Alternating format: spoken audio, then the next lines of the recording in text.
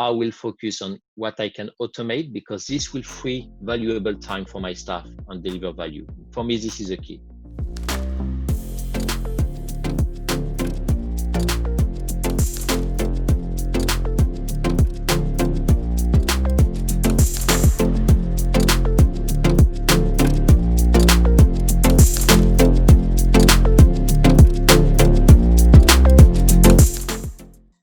Welcome to this episode of Open Up Digitals with Cyril Coste from London.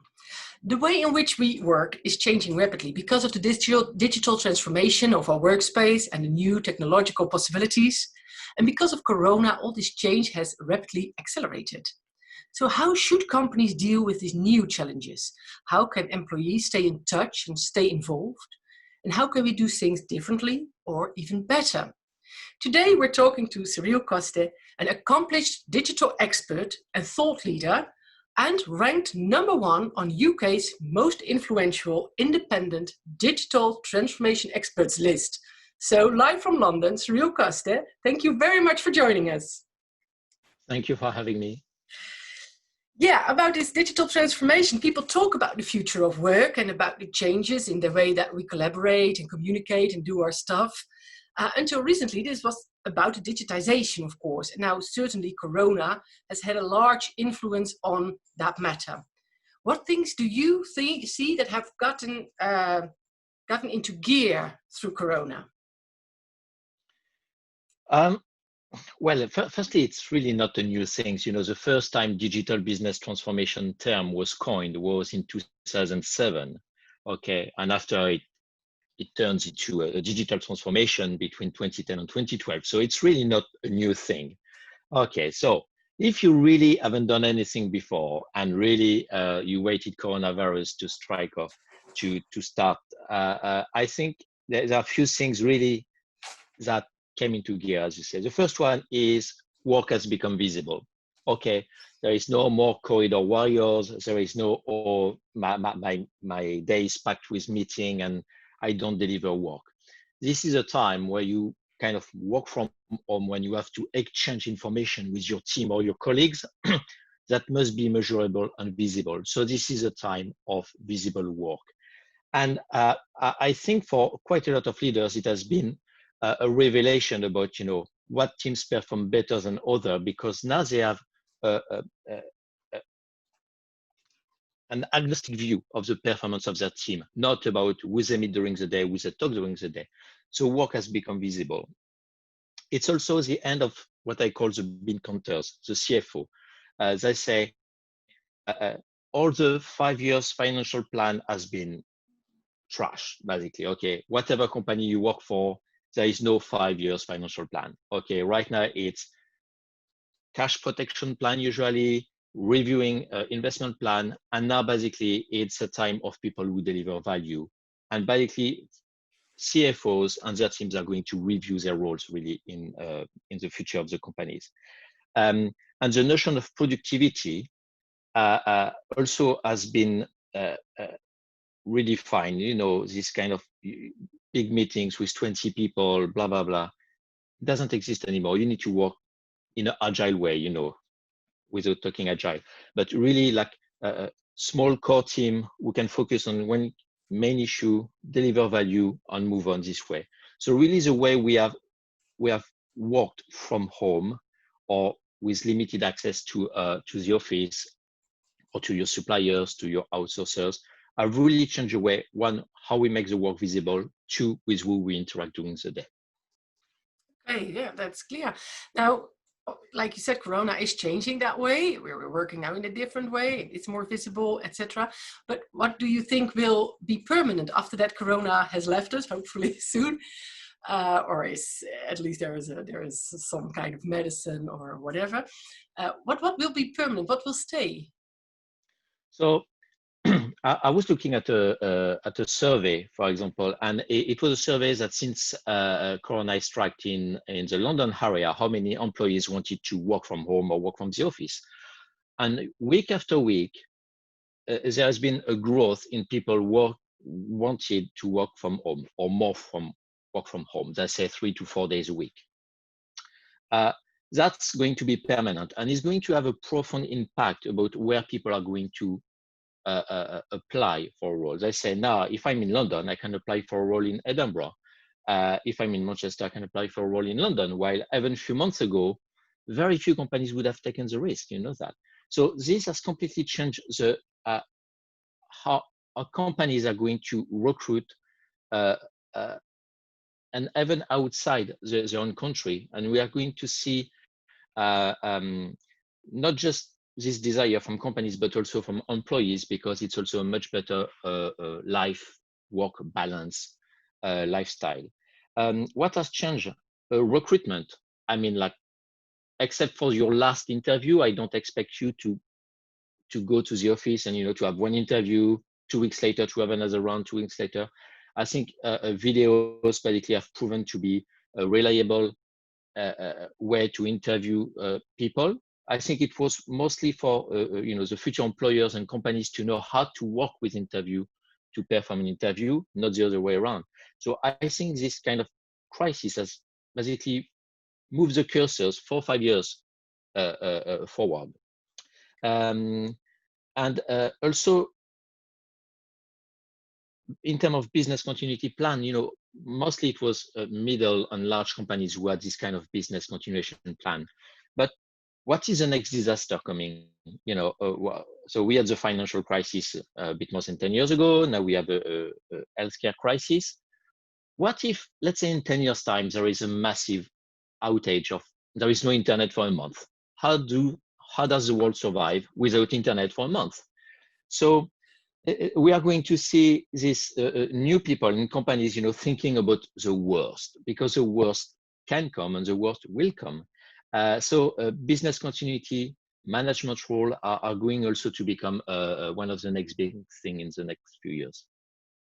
Yeah, I hope we stay online all the time, but indeed it's a good thing to think about. What if we go offline, if the internet becomes not available to us? Now, you're an expert on this digital transformation, of course, and according to you, if you haven't started yet with this digital transformation journey, you're in big trouble. And of course, many companies now had a very quickly start with it because of the corona. They had to move real fast. What can you advise the companies who are just starting with this digital transformation journey, and what should be their main focus? Okay, so I got a lot of comments from this quote that I made, which was like a specific. It was related to what I said earlier. Basically, digital transformation topic is quite an old one. It's not a new one. But basically, digital transformation is to help to better understand your customers and serve them better. So if you really have nothing right now, the way to start is to gather data, collect data about your customers. How do they buy your product? How do they use your product? How do they ask you to serve and use customer service? So that's basically to really serve better your customers. Do you have this data? Do you have this historical data for each account? Do you know what your customers have ordered? How often they interact with you? This will already give you a big picture. And so this is a kind of external view of digital transformation. And you have the internal view, which is basically how to operate better, how to have a better accounting services and finance, we can focus on interesting things and not review your travel expenses or this type of stuff, so what can be automated, so understand that efficiency is automating something efficient. So you need to already be good at what you do, and then you automate. You can, after, use machine learning, artificial intelligence, to support you in this task. But really, you have these two things: gather data, analyze data, take actions. So if really you are nowhere started digital transformation, start by creating using a CRM file. Be sure that at every step in your organization you document your processes and you put some effective measurement in place to understand what can be improved, how to improve it. So this is really where to start. It doesn't need a massive investment, to be fair. It just needs commitment. Okay, so commitment and to get to know your customer and collect the data about them. But you were the one who said that a better customer engagement starts with a better employee engagement. So can you elaborate on that? How can companies engage their employees, especially now when they work from their homes? Okay, so credit pays where credit's due. So basically, this is a quote from Richard Branson. Okay, Okay. I don't take credit. I don't take credit for the quote. I 100% agree with it. I say you cannot serve your customer at 100% if you don't have your employees 100% on board. What does it mean? One, do they do? It's all about the culture. So have they been trained appropriately? Do they have the time to understand your customer needs? Do they have the time to serve your customers? Do they have the tools in terms of hardware? If I have to work from home, do you have my second screen, my third screen, my high-speed connection? Do you have the communication tool with my customers? So either CRM or whatever, to when I need to be in touch with the customer, I have all the information. So you have the kind of the tooling, which is relatively easy to set up, and after you have the culture. What type of employer do you want to be? How do you want to serve your customer? Do you want to be the company that goes the extra mile? And I say it was a quote from Richard Branson, and no disrespect for BA staff, but you know the kind of Virgin Atlantic experience versus the BA British Airways experience. So where basically it was a bit more pleasant to travel on Virgin Atlantic. At least it was the image that was created. So the culture is really what will help you to make your employees your advocate. And do you do business where companies where employees are happy to be there or not? If employees are happy, you will have happy customer. This is what it means. Okay, well, that's clear. Do you believe that all employees are happy working from their home? Don't we miss the environment of the office? Yeah. So that's a really good question and very important one. I think people who say, well, happy to work from home are usually people who are, living with partners or have children. And, because of the fantastic weather we had, fantastic, for example, in London, since Corona hit, it has been great.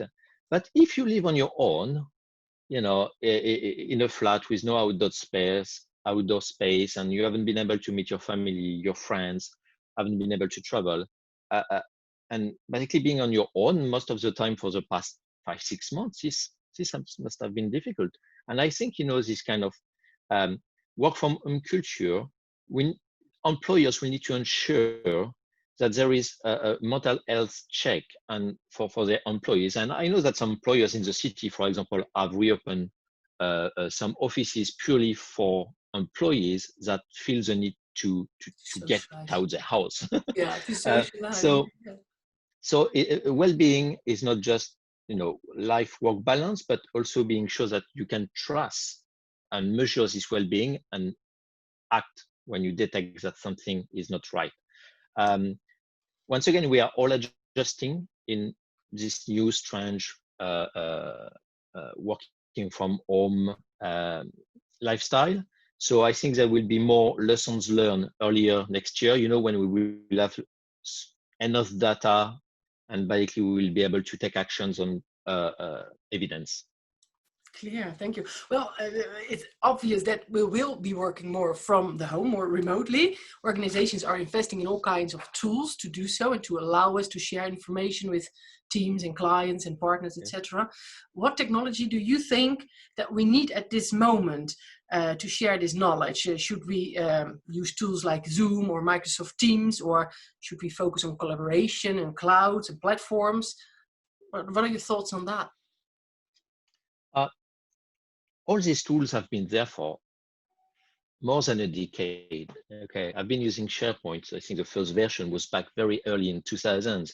Skype video calls, it's like mid 2000s. So basically, it's like we had these tools, and for whatever reason, it took a lot of time, for adoptions in companies and for the staff, to get used to them. I understand that the first version of SharePoint were quite awful to use. It was quite complex. Well, right now it's pretty much you don't realize that your documents are in the cloud. Okay, you don't really, it doesn't matter. And also, we have a generation coming down the workforce that have only used digital tools for, storing things on the cloud extra is very natural. They used to store their holiday photos on the cloud before, etc. So there's also a generational shift, basically. That happens naturally, and that was expected.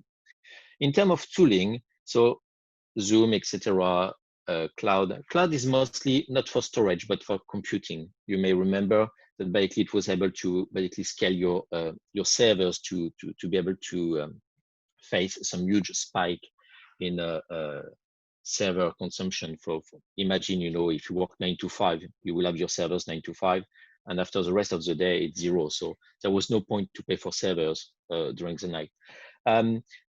What is important, I think, right now, it's automation and machine learning. That's to say, and Bill Gates said, if you automate an inefficient process, you will only magnify the inefficiency of the process.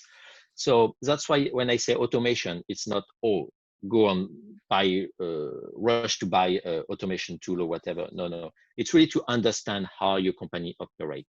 So what are the KPIs? What are the processes? Is it an internal KPI? Do you serve yourself or do you serve your customer? If you don't serve your customer, it doesn't worth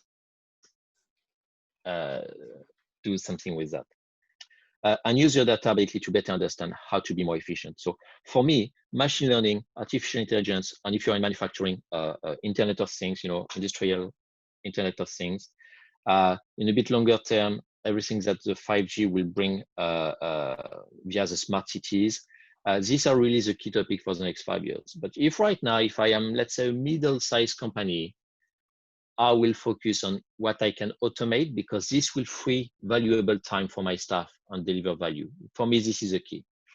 That's a very good advice that you're giving there, and you're swooping away my last question more or less, because that's what advice could you give to the viewers in which step they should take first? You already said something about it, but could you add on that? So just to continue, thank you. I'm going just to continue on my last answer. And I think September, it's a time to step back. It has been, everything we've done since March, moving emergency mode in companies, cutting investment, etc. Okay, step back. Let's reconnect. What has really changed? Is our market still there? Are our customers still there? Do we need to deliver, produce product and services differently because our customer needs have changed? How do we support to staff? Is 80% of the staff okay to continue working this way? And what are the changes that we need to perform? So for the 20% that really, for which it doesn't work for whatever reason. So is your market still there? And that's a big question.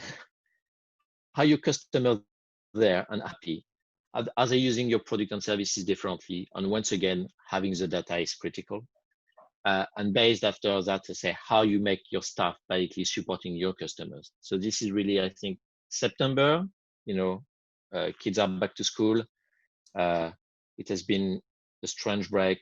Everybody will have thought about it, and it's time for reflection. And like this for Q4, basically it will be to put in action and implement the changes that you and your staff are going to notice. It's not something that's going to come, from the think tank or for a large strategic consulting, because they can see the trends at the macro level, and right now you need to act micro level. So only you will know what is right for you. So so that's it. So that's step back. So take time in September to stand back and contemplate on everything that happened. Well, thank you very much for your great advice. It was really a pleasure listening to you. Thank you to the viewers for viewing this episode of Open Up Digitals with Cyril Coste. Cyril, thank you very, very much. and Thank you. hope to speak to you sometime in the future. Thank you very much. Yes. Thank you. Bye-bye.